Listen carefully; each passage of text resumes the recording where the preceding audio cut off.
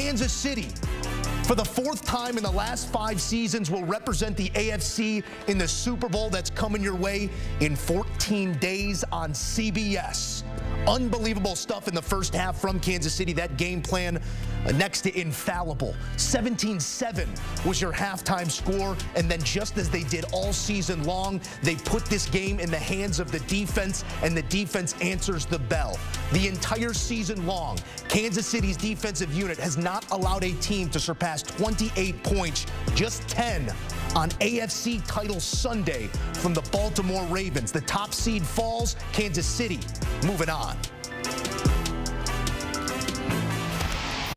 In studio, Joe Musso alongside the 2-time Super Bowl champ Bryant McFadden, here to react to what we just saw. And Mac, these are the moments that Patrick Mahomes has come to define himself within. Again, it's Mahomes in the offense in the first half and the defense standing up and bowing up, as you like to say, in the second half. How you reacting to this moment and what we saw maybe over that last quarter or so? Masterful job by Steve Spagnuolo and his staff, his players. Well-designed game plan going against the potential eventual MVP Lamar Jackson. And what they did in the second half was outstanding. You talk about a second half where your offense was a bit stagnant, to say the least, not really generating anything productive, and they just continued to lean on the defense, and they answered on all 3 levels. When it seemed like Lamar Jackson was starting to get some momentum in the second half, when it seemed like they were starting to get positive things going with their offense, the Kansas City Chiefs came up with play after play. You talk about one of the more defining plays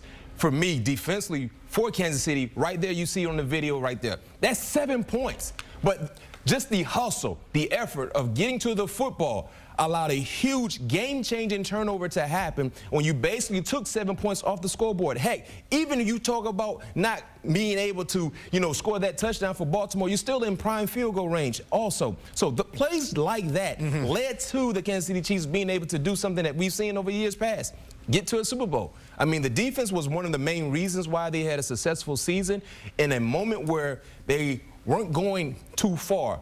Pat Mahomes, Andy Reid said, Steve Spagnuolo, we need you to get us home. Get us to the promised land. And he answered the call. He certainly did. And in the first half, it was the offense answering the call. The game plan was beautiful and executed almost perfectly by Kansas City. Patrick Mahomes knew that this season, maybe the margin for error was smaller than in past seasons. Again, no interceptions in a playoff game. It's what we've come to expect by this man and this team. But this was not always the conversation we were having throughout the season, Mac. How does a team call upon a championship DNA in the way that they did in this game? I mean, you're missing an all-pro left guard. You're missing a big piece at the second level in the defense. How do they time and again find themselves heading to a Super Bowl? Well, they had the best player in the planet in Pat Mahomes. They have the best coach.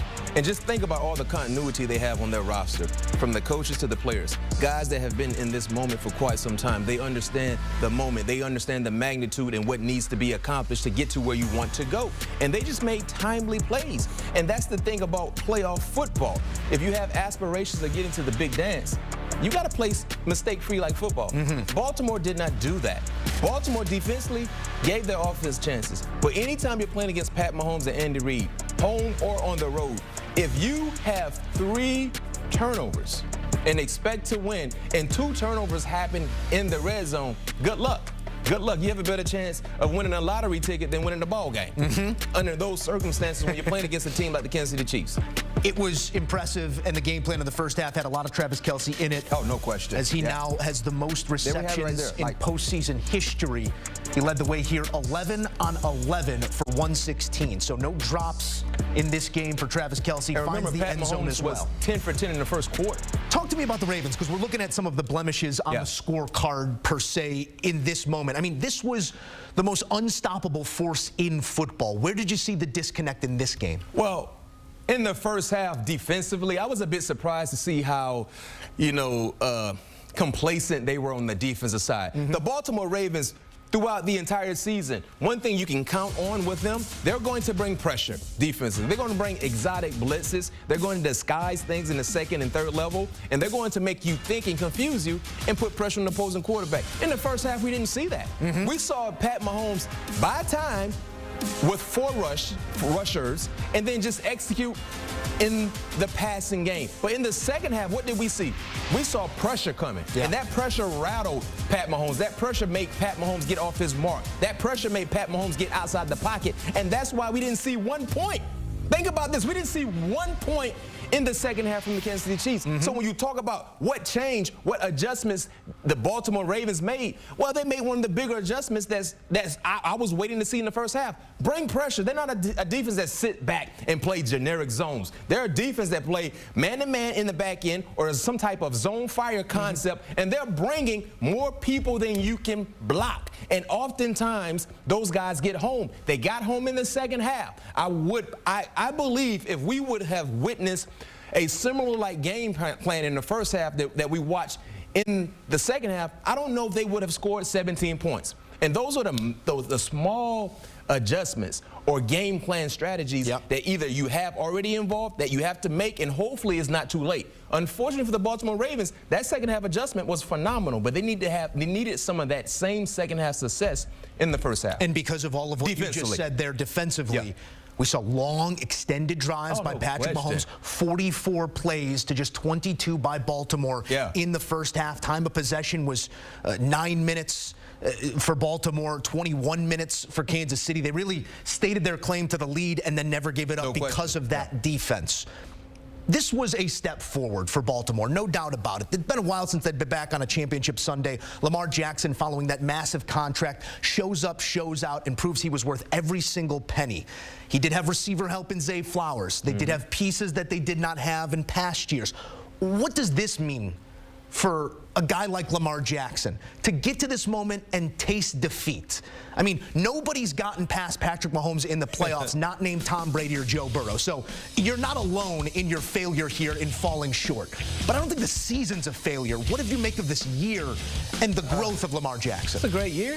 It was a great year. You know what? I'll take that back. It was a good year. Great is when you win it all. When you compete for it all. It was a good year. But this is a disappointing loss. And here's why. Correct me if I'm wrong. Best quarterback in the league, eventual MVP. Outstanding defense, best rushing offense in the National Football League. Everything that needed to go through the playoffs in the AFC had to go through Baltimore. If you like crab cakes or not, you had to go through Baltimore. In a game where you only allowed 17 points, and you scored 10.